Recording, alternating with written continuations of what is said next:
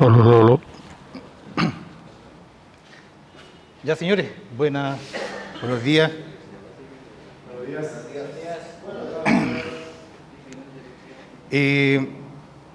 Voy a hablar hoy día en la mañana, toda la mañana, ¿ya? Para que nos hagamos una idea, y vamos a hacer un break un poco más largo para que podamos distender un poco, pero la idea es complementar lo que nos faltó la semana pasada, que no estuvimos juntos, y además pasar algo de lo que tocaba hoy día.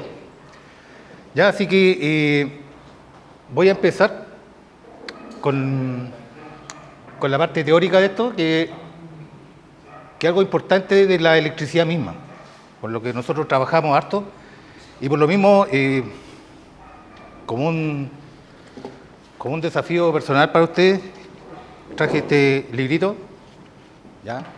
Que también se explica mucho acá, ¿ya? Mucho de lo que he dicho estos días está escrito acá. Algunos estudiantes acá, por si acaso. ¿Alguien está estudiando? Para tenerlo en cuenta, no. Pero al final vamos a regalar este librito. Ojalá que, así como me sirvió a mí, es de los años 70, pero aquí no hay nada, no le falta nada, está toda la teoría que está acá. De igual forma que yo lo voy a regalar al final de la charla, cuando lo ocupen, regálenselo a alguien más, ¿ya? Estos libros nunca pasan de moda, así que... ¿Cómo se llama? Se llama electricidad, ¿ya? Están todos los campos, los ámbitos de la electricidad, de la electrostática hasta alterna, máquina eléctrica. Es un resumen súper útil de consulta. Lo bueno es que tiene harta explicación, ¿ya? Tiene harto texto, tú lo puedes leer, sí, tiene fórmulas, pero tiene harto texto y te lo explica, te va explicando, tiene muy buena dialéctica. Ya, entonces vamos a empezar. Me gustaría ver si podemos empezar con esto mientras tanto.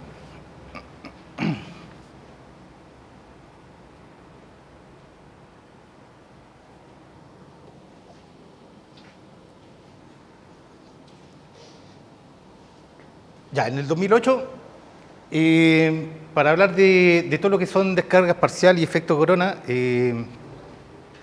salió esta publicación,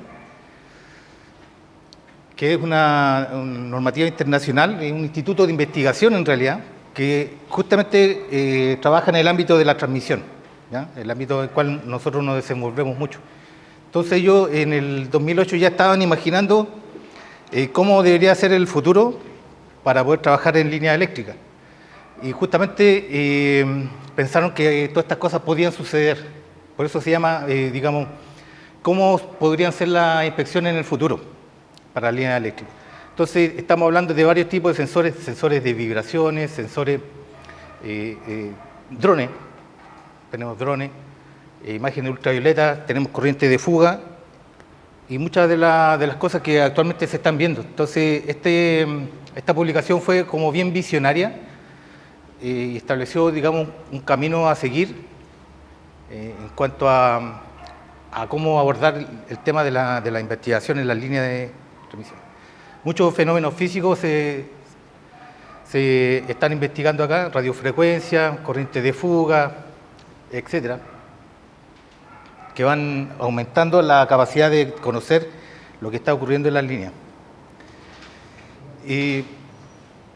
Bueno, el pliego técnico de operación y mantenimiento dice que los trabajos en líneas eléctricas deben ser ejecutados de manera que se evite todo peligro de nuevo lo voy a recalcar, para las personas y después en consecuencia, a continuación, para las cosas. En lo concerniente a la seguridad de la instalación eléctrica intervenida se deberán considerar procedimientos de trabajo reconocidos y validados por la NFPA 70E.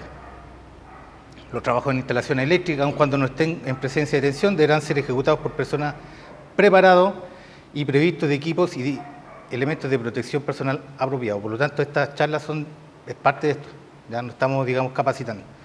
Será responsabilidad del propietario o operador de la respectiva instalación entregar instrucciones claras y precisas a todas las personas respecto a la labor que se debe ejecutar y sus riesgos asociados. Además, será responsabilidad del propietario o el operador de la respectiva instalación eléctrica la adecuada supervisión de todas las labores que se ejecutan en las instalaciones. Ya, a mí me gusta siempre partir por historia, para explicar de qué estamos hablando.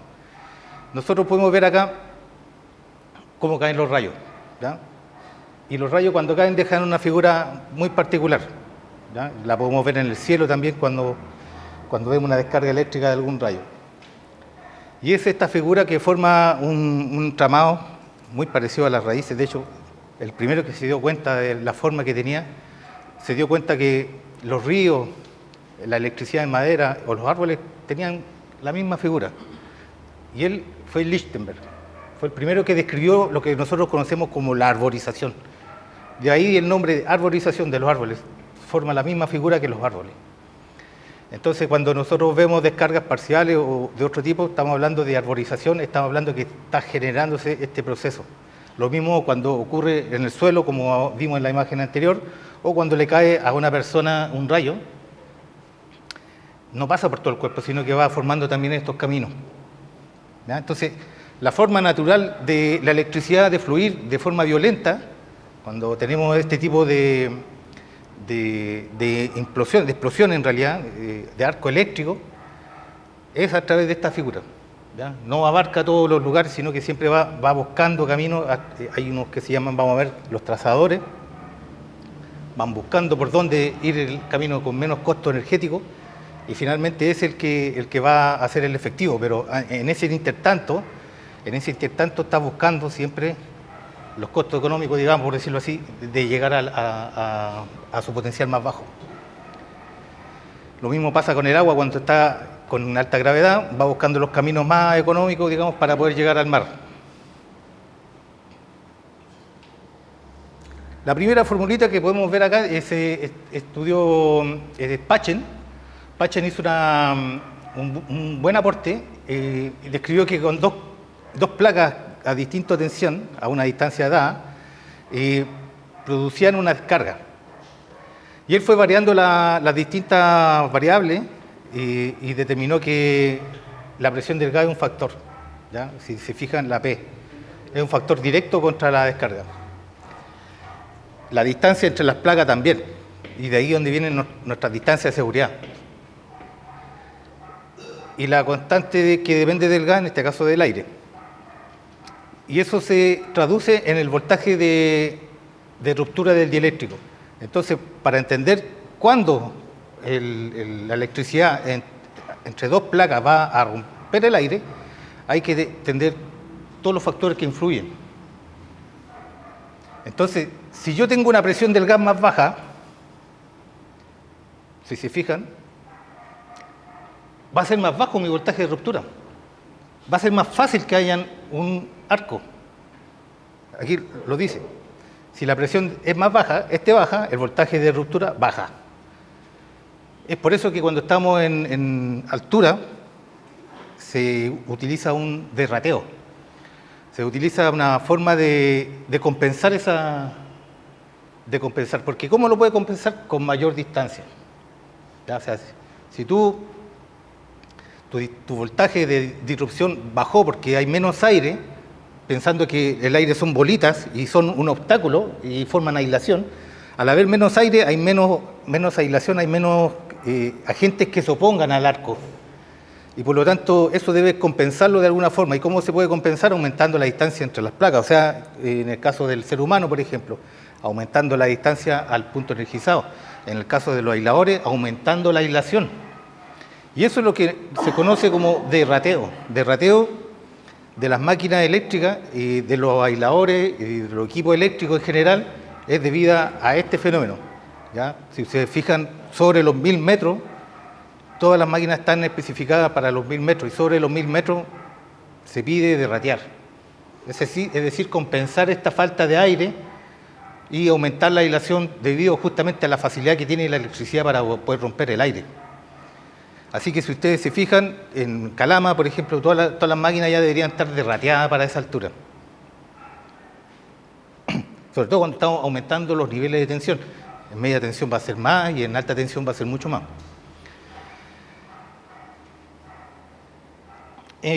Para el aire a presión atmosférica, más o menos donde estamos nosotros, se obtiene el voltaje de ruptura 29,8 kilovolt por centímetro. Y eso no es mucho voltaje. Esto se puede lograr con máquinas que tenemos, un Hyper, por ejemplo, se puede lograr. He tenido la oportunidad de probar que esto es verdad. realizando arco eléctrico con un HIPOD, se puede llegar a estas conclusiones que están muy cerca de este valor y claramente depende de la presión atmosférica, porque no es exacto. Disculpe, una pregunta. Yo de pronto les dije, más o menos como dice usted que a más altura es posibilidad que hagamos un arco, ¿cierto? Sí. Porque en Colombia hay partes altas muy frías y hemos subido a revisar las torres y resulta que nos pasa mucha inducción. Es por eso. Sí. Porque hay partes muy calientes que tú no ves ningún problema y no sientes absolutamente nada. Y hay partes que Ya. Es que el clima también afecta, sí. Es que la humedad, vamos a ver cómo la humedad, estamos hablando de humedad, porque el aire frío tiene una capacidad más grande de almacenar agua. ¿Ya? Por ejemplo, esta habitación tiene una cantidad de agua en el aire, hablemos de una cantidad de X, pero si yo aumento la temperatura a 30 grados, esa cantidad de agua va a ser menor, la capacidad de retener agua. Entonces, a mayor temperatura, claro, ponete que es más caótico, el aire es más caótico y por lo tanto más difícil que se ordenen. menor humedad. Cuando hay mucha humedad y hay bajas temperaturas, sobre todo baja temperatura, estas partículas están más lentas y son más fáciles que se ordenen. Entonces, ¿qué es lo que pasa? Cuando vimos la primera clase, no sé si se recuerdan, se forman líneas de campo. Todo esto van formando como un pequeño imanes que se van alineando y hacen que se intensifique el campo. Son facilitadores del campo y del transporte de energía eléctrica. Entonces, el aire frío, sobre todo ahí en altura, digamos, y con un campo eléctrico intenso, es más fácil que llegue más lejos que si en el mismo lugar, a las mismas condiciones, pero con mayor temperatura, el aire se opone más a que estas líneas de campo se formen. No es que el campo no esté, el campo está presente, pero el aire aporta, digamos, con su presencia de agua. El agua, mira, el agua no es un conductor. ¿Ya? El agua no es un conductor, el agua es un dipolo. Quiere decir que tiene un positivo y un negativo. Entonces el agua está siempre haciendo esto. A medida que más temperatura tiene, más violento es.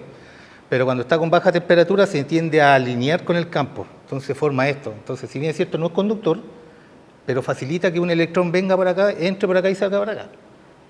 Es un facilitador. ¿Ya? No es conductor. Pero al haber uno, otro y otro y otro, van formando un caminito. Y ese es el tema de la humedad en el ambiente. Por eso es que nosotros no podemos lavar cuando hay mucha humedad. Se forman arcos. ¿Sí? Mucha humedad en el ambiente, se forman arcos. Sobre todo en la mañana, cuando está helado, más posibilidades hay de que esto ocurra. Ya esto ha sido estudiado por muchos años y uno de los grandes personas que aportaron es Nikola Tesla. Él trabajó mucho en la alta tensión, inventó un sistema de bobinas y condensadores resonantes llamado bobina de Tesla para obtener la alta tensión. Y noten algo, ¿dónde está la Tierra acá? Acá. Si miden distancia acá, este y este están más lejos que la Tierra. ¿Por qué el arco no se va a tierra? ¿Por qué se va a la estructura que está acá? ¿Alguien sabe eso? Disculpe, voy a tomar un poquito de agüita.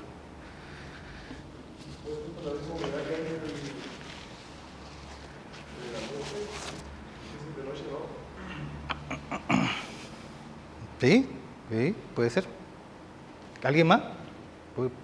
¿Por qué no busca el camino más corto? Si hablamos de economía, de todo ese tema. ¿Por qué la electricidad no viene y baja acá al tiro, al suelo donde está el polo negativo, digamos, en ese momento? ¿Por qué hace este viaje para...? Si esta es una foto de larga exposición, significa que hay muchos rayos relámpagos que fueron captados. O sea, esto no ocurre en realidad. Ocurre uno a la vez. Pero no es lo que se lleva, que la descarga fue a través del cobre, que es un conductor, ¿no es cierto? ¿Ya? Y no a través de la ionización del aire hacia la escalera y hacia la antena. ¿No es cierto? Eso me dice, pero más allá de que hay un concepto de energía, de fotones, qué sé yo, que faciliten de mejor manera el camino. Ya, sí, en parte por ahí va la cosa. Que la Tierra hizo carga negativa. Con la idea de la parte eléctrica es positiva. Ahí se paró. Don Héctor, ¿tiene que ver con la polaridad de la descarga? No. Esta es alterna. Esta es alterna y tiene ciclos positivos y negativos. Se va alternando.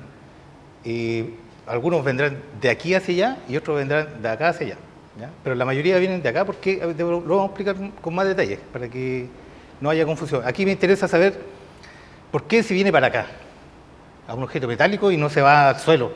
Pensemos que el suelo está más cerca.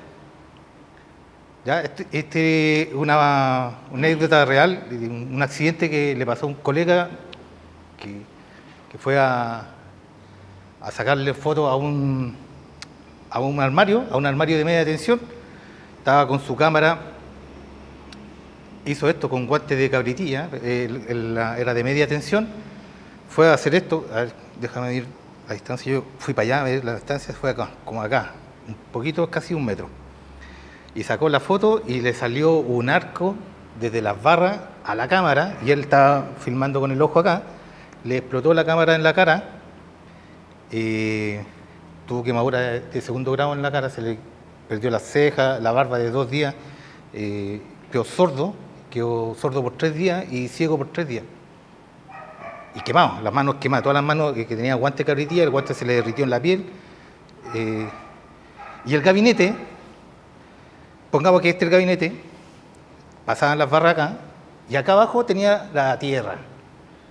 Y me dice, la primera vez que me hice esta pregunta, ¿por qué fue directo a la cámara y no fue a tierra? Que es el lugar que uno pensaría que es el lugar más económico para la electricidad, para llegar a tierra. ¿Por qué buscó un camino tan lejano?